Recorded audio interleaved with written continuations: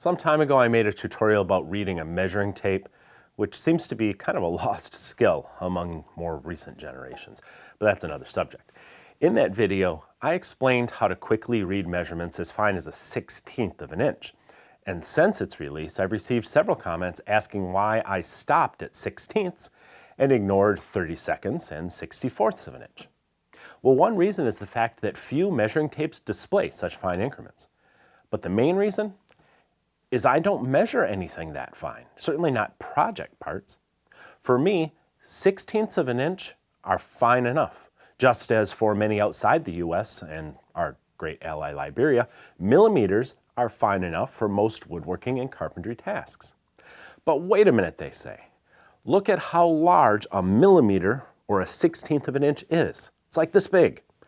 If that's as close as you try to get to a proper fit, plus or minus a full 1/16th, you aren't doing very precise work. You're just a hack. You should close your shop and give your tools to someone with better standards. And you're fat too.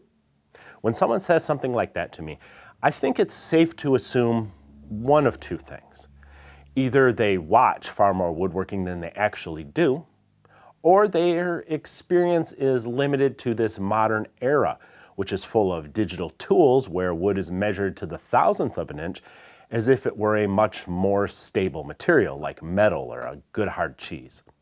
I'm here to tell you that you can build the finest furniture with drawers and other parts that fit like pistons in an automobile engine without ever using increments finer than millimeters or 1/16ths of an inch. No 30 seconds, no 64ths, nothing beyond that.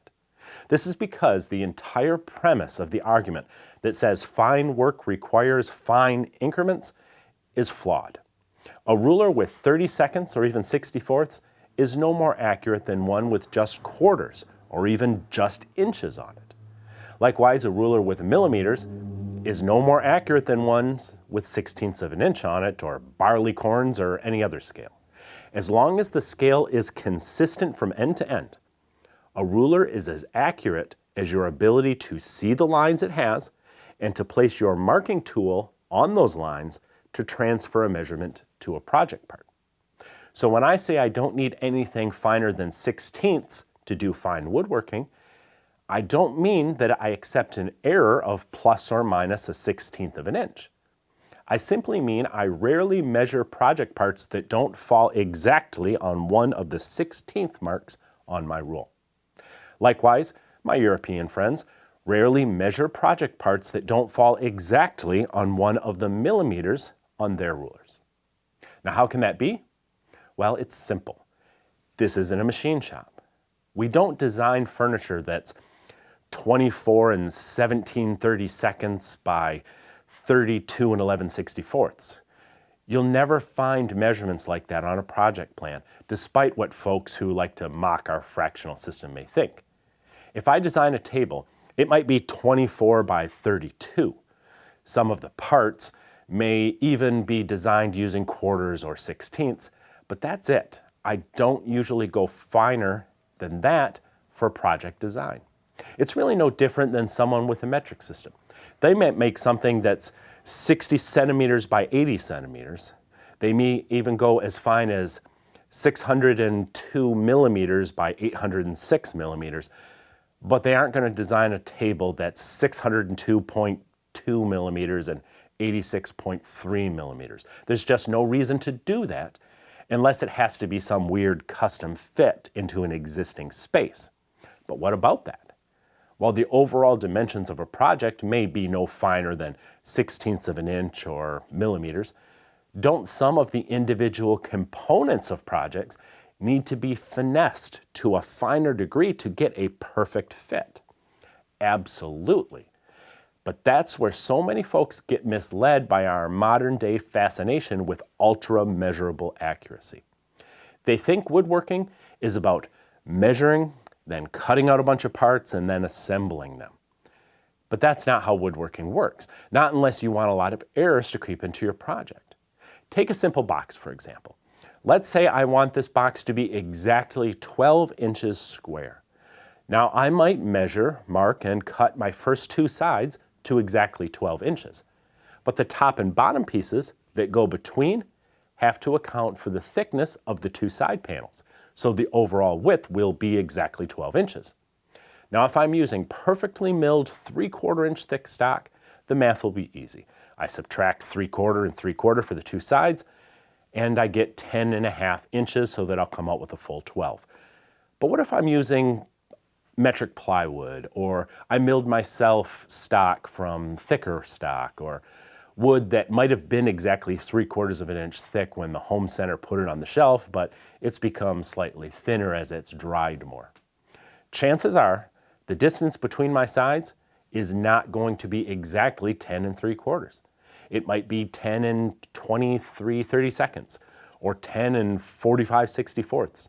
Or if I really want to end up with a box that's precisely 12 inches wide overall, I might need 10 and 89 128ths between my side panels. These are ridiculous fractions, of course. If I tried to measure and cut to that, I'd have all sorts of my metric viewers falling out of their chairs over how dumb our system of measuring really is. But we don't actually use those fractions in woodworking. We certainly wouldn't try to measure and cut something like that. If I want that box to be precisely 12 inches wide, I'm just going to take a rough measurement, and then I'm going to cut my bottom panel a little wider than it needs to be. Then I'll fit it in place between the two sides, and I'm going to check the overall width. If it's not 12 inches yet, I'll trim a little bit off that bottom panel, and I'll test the fit again. I might do it 2 or 3 times until the box is exactly 12 inches wide. Then I'll cut the top panel to match the bottom one, and I'm done. Despite needing an odd size for that top and bottom panel, I never measured anything with 30-seconds or 64ths or anything like that. Now, if I decided I wanted something inside the box, like a back panel, I might even set the ruler aside altogether. Instead, I'd place a slightly larger panel over the opening, and I'd mark its size directly from the project itself. That back panel may end up really odd, like dimensions going into the 30-seconds or 64ths or tenths of a millimeter. But I may never even know its exact size because it's irrelevant. It was simply sized directly from the components around it and then cut to fit between them. That's why woodworkers don't typically use scales finer than a 1/16 of an inch, and we certainly don't use crazy fractions of an inch any more than a metric woodworker would use tiny fractions of a millimeter.